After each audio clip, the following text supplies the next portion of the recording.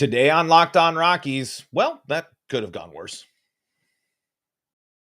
You are Locked On Rockies, your daily Colorado Rockies podcast, part of the Locked On Podcast Network, your team every day.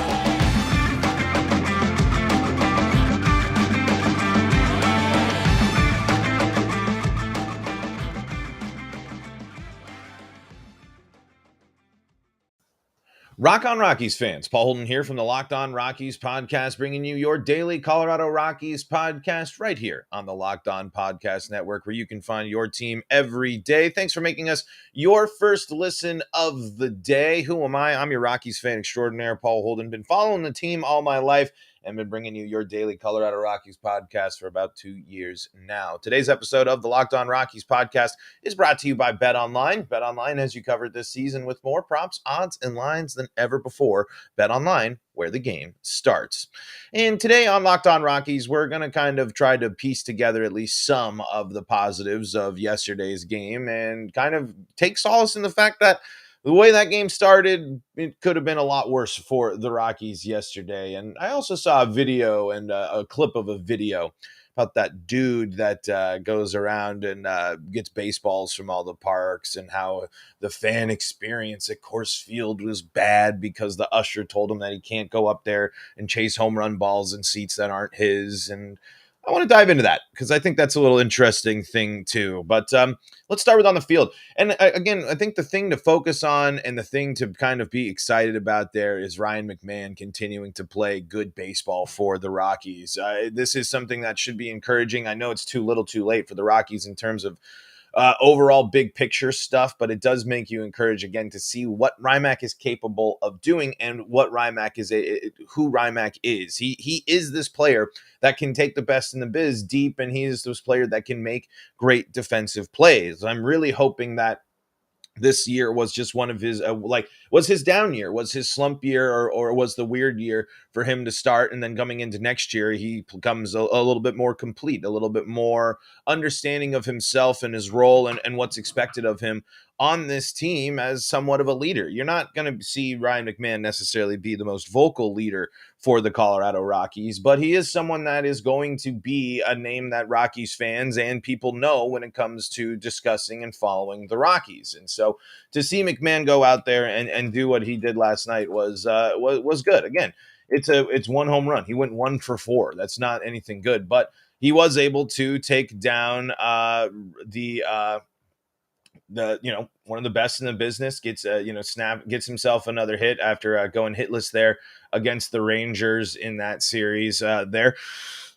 So it's the small things, it's the little things that you're looking for here in this part of the season. It's what can you do? I mean, it's just the Mets are really, really good. When you look at the Mets, when you look at that team, that's a team that's constructed for success. That's a team that got a new owner that came in and changed the entire philosophy, the entire mindset of the organization.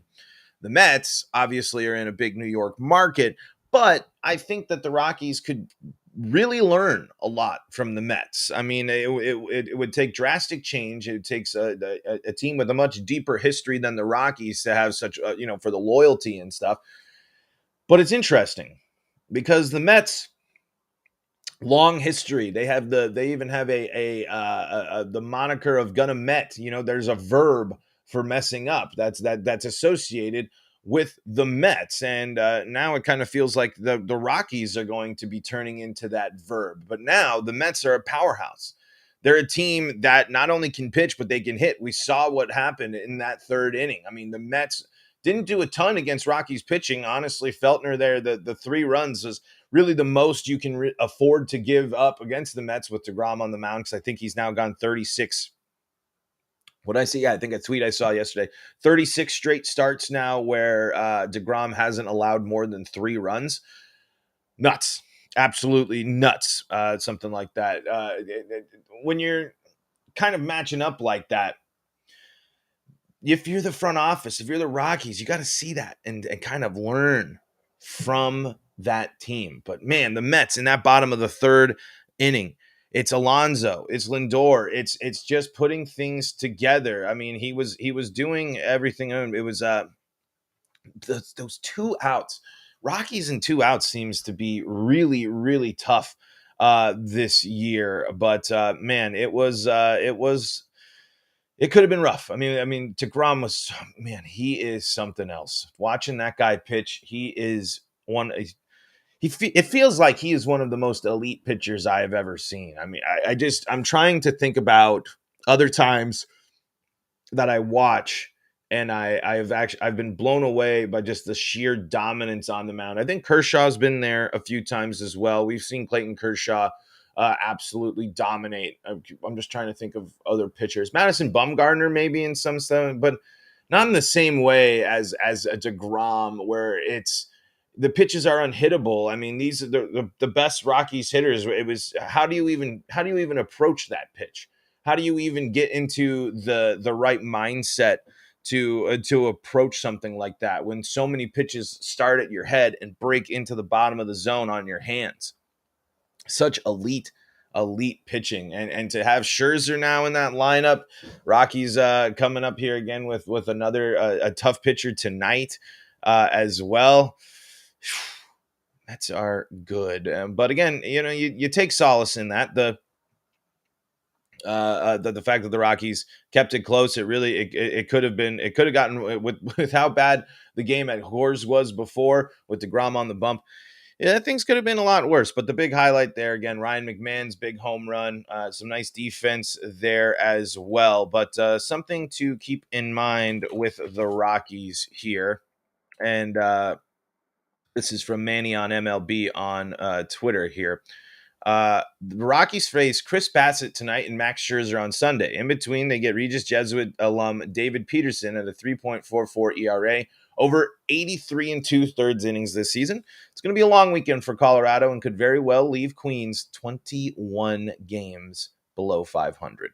21 games below 500 is a call for change. It's call for something in this offseason needs to be different. And I really, really hope with the pitching staff. I would honestly take new coaches across the board here. But yeah, that's kind of the big breakdowns from last night's game. Let's talk about the fan experience at Coors Field. Let's talk about this video of the baseball guy. I don't even remember his name because I don't find him as interesting, but I want to look into what I watched his gripes with what the Rockies had and all that good stuff. We'll talk about that here in a moment. But before we do that, betonline.net is the fastest and easiest way to check in on all your betting needs. Find all your favorite sports and events at the #1 online source for odds, lines, and games.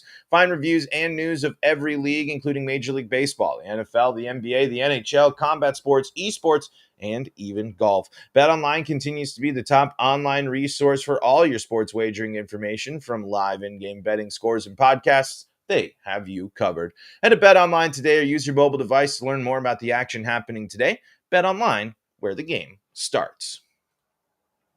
So there's a video out. I think it came out yesterday, a couple days ago, and there's like that baseball guy. I'm not going to look up his name or anything like that because I just don't think that his stuff is necessarily worth promoting in this light, but it's a conversation. And he goes to Coors Field, and the usher tells him to go back to his seat. He's not going up there. He can't go after this home run ball. And then there's another usher telling him that him specifically has got to stay in his sleep.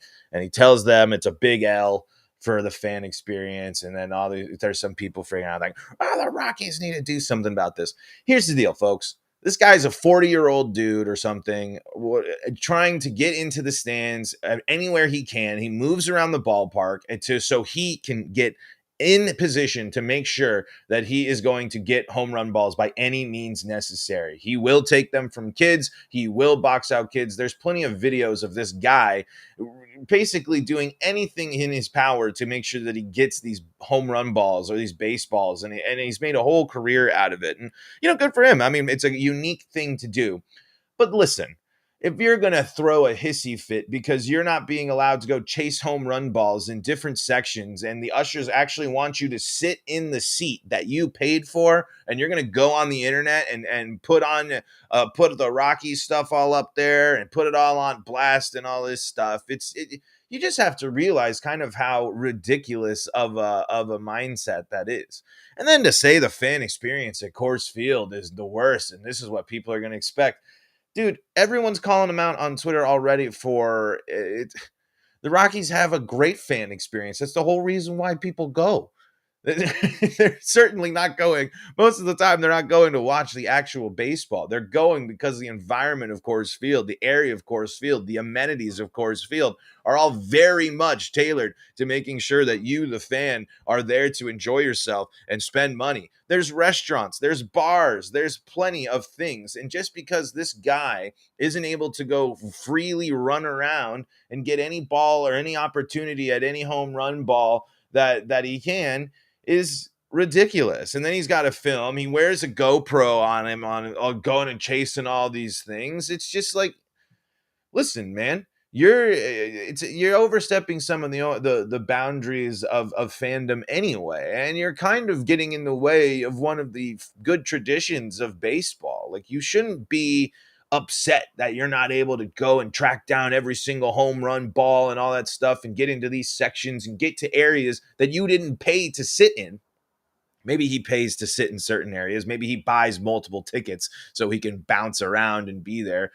Regardless, there's something just strange about dedicating your life and your craft to that, and not allowing like and the, to put yourself in a position where you want to be the guy known that takes baseballs out of the hands of kids is just ridiculous to me. And to die on that ball on that hill, and for people to come and say, like, do you know what this guy does for your ballpark? And it's like, I can promise you, the Rockies being eighth in attendance, yet flirting with being 21 games below 500 by the end of this weekend, is not because the baseball guy is out there bringing attention to Coors Field about these players and things like that. Who cares about this guy? I mean, I'm doing a podcast topic about it, but it's just kind of this weird, it's just one of those things it's just one of those weird fan things that just, it was weird before. And then post pandemic, just some of this entitlement from some fans and stuff. Like, you would never tell the person like, oh, I can go after that ball, even though I'm not there. You're not in your section. At Rock's Hot Take says, never seen anything like this guy at Coors ever. Been over to 20 games this season. This guy looks for trouble and harasses families in all ballparks doing this. I mean, exactly. He's the Dan Le Batard show. He's a look at me Louie. Like, I don't go to a baseball game because of you. Like, I don't go to the ballpark because I saw a video of the baseball home run guy going out there and getting a home run at the most thing. And then he just hoards them, and what's the point? What's the point of throwing this big hissy fit and try and it's just crazy to me, the level of entitlement that sometimes fans think they have. Like, oh, I should, like, all these people that throw stuff at NBA players, or like, all, or on the field that we've seen, and all this stuff that just because you bought a ticket does not mean that you are entitled to be the king of the park, the king of everything, that everyone there is entitled to bow to you because you bought a ticket. And then on top of that, no one's got to bow to you because you strap a GoPro to your head and want to go and catch baseballs for your YouTube channel.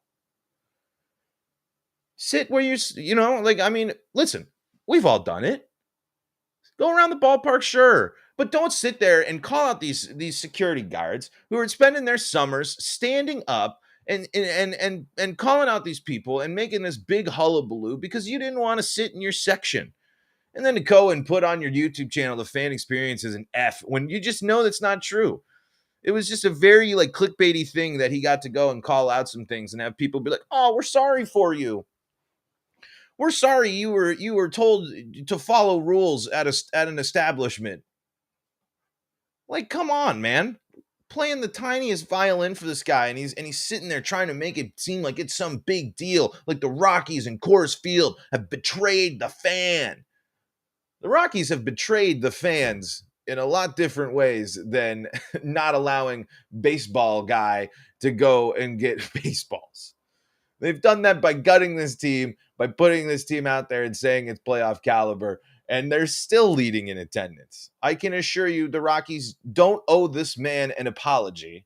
They don't. This guy has issues in other ballparks. He has issues of harassing people. He has issues of getting in the way of people enjoying the ball game. He has issues of making things all about him. When I don't care about you, the baseball guy, I care about who's hitting it in the big moment. And I feel a little bit cooler in a situation when it's not the guy that strategically places himself to try to grab the home runs of big moments, rather than the kid that's sitting in the stands and his favorite player just hit a big time home run to him in the moment. That's cooler. That's way cooler than your YouTube channel, is seeing the kid or the dad or the family freak out, or the family or the kid freak out when the ball is handed to him. That's cooler than this guy getting yet another baseball that he can add to his collection so he can say, look at me. Look at what I do. I take these baseballs, I make it happen. And he puts in the work. He grinds. I'm sure he's got algorithms and formulas and all sorts of stuff to figure out where to sit in these ballparks. But it's just one of those things you sit there and you just kind of go, dude, you're cringy. Like, that guy is just a cringy dude. And the stadium people are just doing their jobs. I mean, geez Louise, it's a million degrees that day. It's a day game. Chill out. So you didn't get a Ryan McMahon home run ball. And a Rockies fan did. Yeah, I don't know. It's just like it just was one of those things where it's just a tone deaf type of thing, or just a weird stance to take, and I don't know. It was just in the world of Rocky stuff that caught my eye today. So a little bit of a different rant from me here than usual. But I'm curious. I'm here at we got something from at Rock's Hot Takes. Maybe I'm looking into this wrong, but I don't know. There's some people that really like this guy. And there seem to be a lot of people that just have issues with this guy being just kind of dorky about this stuff. I just feel bad for the people that that that he calls out and tries to put on blast. And he's not even close. Like, he's sitting there like on the railing. Like, there's these families, there's all this stuff, and he's standing in an area where an usher obviously won't let you stand. He wasn't going after any ball, and he's clearly not in his own section. He's escorted to his seat. Sorry, bro. Follow the rules like the rest of us. Enjoy the baseball game like the rest of us, and hope that you get lucky. And stop taking away the moment for kids. I don't know. I guess it's weird for me to spend this much time on it, but I don't know. Just kind of irked me today. Let's look ahead to tonight's matchup between the Rockies and the Mets. But before we do that, first this. Rockies and Mets going up today. The Rockies, if you're curious, we've talked about that 21 game mark. The Rockies are 2 losses away from dropping to 20 games below 500. And again, the team last year wasn't this bad. It does not matter how loyal there is. There needs to be change. You cannot come out of this season. You cannot go into the offseason telling folks that we're just going to stay the course and everything's going to right itself. Pitcher regression, uncertainty about the back half of the rotation. The Rockies, that a 20 game below 500 point is you have to. It doesn't matter. I hope to God the Rockies are really, really are thinking about that, because it's a lot different than last year, when we can kind of point and say, with the Rockies record and with the way they played against some teams and with the way they played in the second half of the season, that they were more coin flips. If more balls bounced their way, coin flips landed their way, they would be closer. This team just isn't close. There needs to be a change. I know Chris Bryant's been injured. I know there's been this, blah, blah, blah, blah. This is a sign. This, especially with the way these two series could go. These two teams, Rockies playing in the thick of this race, are really going to continue, like we talked about all of yesterday, expose some of the Rockies' flaws. But if the Rockies want to avoid being exposed tonight, they will turn to, let's see who they got to tonight. Bum, bum, bum, bum, bum. It is Chad Kuhl making his debut, his second debut. He's back from the IL on the bump tonight, I believe. Let me double check and make sure that is the case. Yep, Chad Kuhl on the bump tonight. Chris Bassett on the mound for the Mets. Bassett's 11-7 with a 3.26 ERA, a WHIP of 1.13, 141 innings, 138 strikeouts, 36 walks, and 15 home runs. If you're curious, Chad Kuhl has less innings pitched, almost as many hits given up, less strikeouts, 10 more walks, and 2 more home runs given up. It's another lopsided pitching matchup here for the Rockies, and they are going up against, hoping to get CJ Cron continuing to swing the bat a little bit better. The Mets we're scuffling a little bit before last night's game with losing 3 of their last 4 before last night's game. Rockies now are on a 2-game skid. Unfortunately, a losing streak here could continue for the Rockies as we need to see what the Rockies are going to do. Can the Rockies handle good pitching? It's the road Rockies. I wish I could be a little bit more hopeful in this one for the Rockies, but we'll see. We'll see what Chad Kuhl looks like in his return to the bump. I'd say that's kind of the big story to watch tonight for the Rockies. Chad Kuhl and his return to the lineup. What does that mean? It's really interesting. I mean, I think the Rockies, I wonder what the Rockies are still thinking about with those 2 pitchers, as the second half has not been kind to Kuhl, and lately has not been kind to Urena there as well, what the Rockies do with that part of the rotation. But all in all, we'll see. Just got to keep on kind of trudging along here, folks. Might be a long weekend in Rocky Land, but we'll be watching. We'll be tuning in and taking things in and following along right here with you, all the wonderful Rockies fans out there. Folks, that's going to do it for today's episode of Locked On Rockies. Thank you all so much for joining us. Now that you made Locked On Rockies your first listen of the day, why don't you make Locked On MLB your second listen of the day and stay up to date with all things in the world of baseball? Thanks to @RocksHotTakes for popping into the live chat today. And remember, you can subscribe to Locked On Rockies on YouTube so you can be part of the live chat and know when we're recording each and every episode live. And you can see this pretty smiling face. For those watching the video or audio, I did a nice little smile there. But you can stay up to date with all things Colorado sports with the Locked On Broncos, Locked On Nuggets, Locked On Avalanche, and did I say them all? Locked On Broncos? Did I say Locked On Broncos? I think I did. Anyway, have a great weekend, folks. Hopefully the Rockies pull off some upsets. Let's put some good energy into the air. Hoping for something good. But tough road ahead for the Rockies here in this series and the one going ahead. But anyway, that's not any reason to not enjoy your weekend. Until next time, folks, I'm Paul Holden saying so long from the Locked On Rockies podcast.